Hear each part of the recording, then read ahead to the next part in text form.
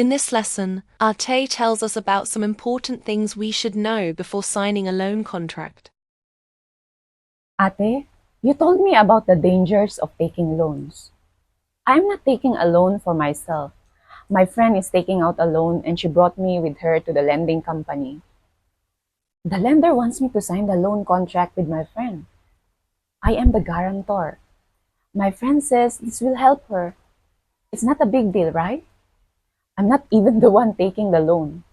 Please stop. Don't do this. If you sign as a guarantor and your friend doesn't pay, you will have to pay all the money they didn't pay. But I didn't get any money, Ate. Yes, but as a guarantor, you are telling the lender that if the borrower, your friend, does not pay back the loan, then you will pay it back for her. That's what being a guarantor means. You are giving the lender a guarantee. So, once you sign, the lender makes you responsible. If your friend is terminated and sent back home, the lender will come after you for the money. Legally, you must pay if you sign as a guarantor.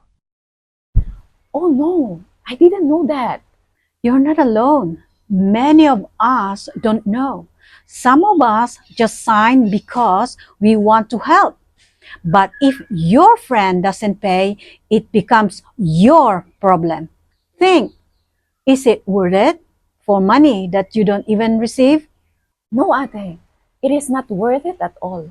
Never sign as a guarantor unless you are ready to pay back the full amount yourself. You need to be very careful. Another domestic worker might be very friendly and spend time with you to get your trust. Once they make you feel close to them, they might share a sad story and ask you to do them a small favor, like signing as a guarantor for their loan. Some of them have no plan to pay the loan back, and if they don't pay, you will be responsible. So if a friend, even someone who seems kind, says they're in trouble and asks you to help with their loan, be strong and say no. Some of my friends told me that it is okay to sign as a referee.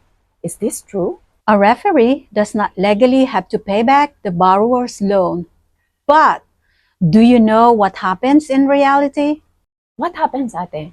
When you sign your friend's loan as a referee, the lender takes your personal information. They take your employer's address and phone number.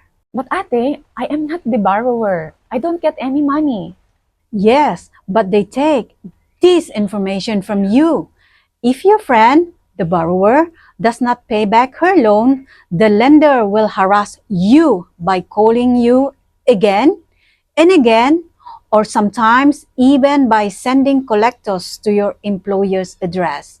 This puts your job at risk for money you did not even borrow. I understand, Ate. So, I must not sign loan contracts as a guarantor or as a referee? Do not sign as a guarantor or a referee. Yes, you must always remember this. Ate, what happens when two or more friends borrow money together? Yes, I know this happens a lot. The lender makes all the friends sign the same contract as co-borrowers. Is it okay for us to be co-borrowers, Ate? Suppose I want to borrow 1,000 Singapore dollar and my friend wants to borrow another 1,000 Singapore dollar. We can both sign the same contract. The lender will give us 2,000 and we can share that money. That's also very risky. When two people sign together, you're both individually responsible for the full loan amount. Even if I take only half the money? Yes, even if your friend takes more than half, if she doesn't pay, the lender will come after you.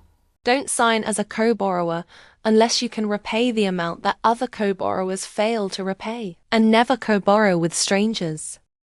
So Ate, if I am a guarantor or a co-borrower, I am legally responsible to pay back any amounts that the borrowers don't pay.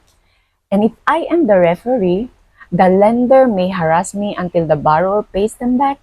Yes, that is correct. Remember this always. What else should I look out for in loan contracts, ate? It is important to find the interest rate on your loan contract. This contract has an interest rate of 1.75%. That's small, right? Look again, is that monthly or yearly? Monthly, I think. This is how lenders trick you. They make you think that the loan is very cheap. Lenders must legally write the effective interest rate in the contract. Can you find that? Yes, ate. The effective interest rate is also there. Wow, the effective interest rate is big. It is 36%. Remember, we learned in the lesson all about loans that some domestic workers make the big mistake of thinking that loans in Singapore are cheap. They are actually very, very expensive. You take one loan at these high interest rates, and before you know it, you are in trouble and take more loans to pay off the earlier loans. Just like you saw in April's story. You don't have to know how to calculate interest rates. You can ask for help. NGOs indicated in Uplifters directory can help you calculate the effective interest rate. Ate, I have also heard some lenders say I need to leave a little savings with them, just 200 Singapore dollars, and they will return it when I finish paying the loan. That is another trick. It is your money, your savings, but the lender keeps your money and charges you interest on your own money. Do not borrow money from those lenders who keep part of your loan. Don't agree to savings schemes with lenders. It is not real savings. If it were real savings, then you should be receiving the interest. Instead, you are paying them interest on your savings. That is really bad. Thank you, ate. Anything else I should look out for in loan contracts?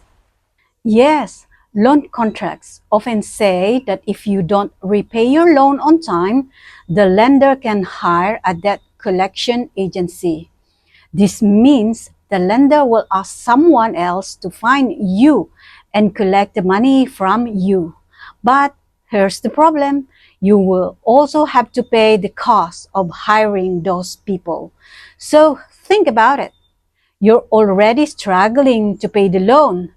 Now, you also need to pay extra for the collectors.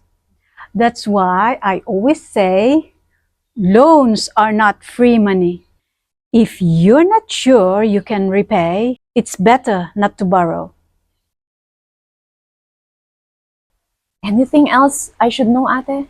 Yes, many loan contracts say you will allow the lender or debt collector to record phone calls with you. So be careful what you say. Don't make promises you can't keep, like saying you will pay a certain amount on a certain date if you're not sure you can. Don't make promises to lenders. Anything you say can be used against you later. Ate, my friend told me she only signed the loan papers, but it was her boyfriend who used the money. Now she's in trouble with her employer because the lender keeps calling their landline. If the loan is in your name, it's your responsibility no matter who used it. Even if you didn't get a single dollar, you still have to pay it back. This is very important. If your name is on the loan contract, the law sees you as the borrower. That means you're the one who must repay the loan. Be very careful what you sign. If your name is on the contract, you are the one who must pay. I know loan contracts look long and complicated, but you must understand what you are agreeing to. Otherwise, it can cost you a lot of money. Don't sign what you don't fully understand. Ask for help. NGOs can explain the small print. Remember, if your name is on the loan, the money is your responsibility.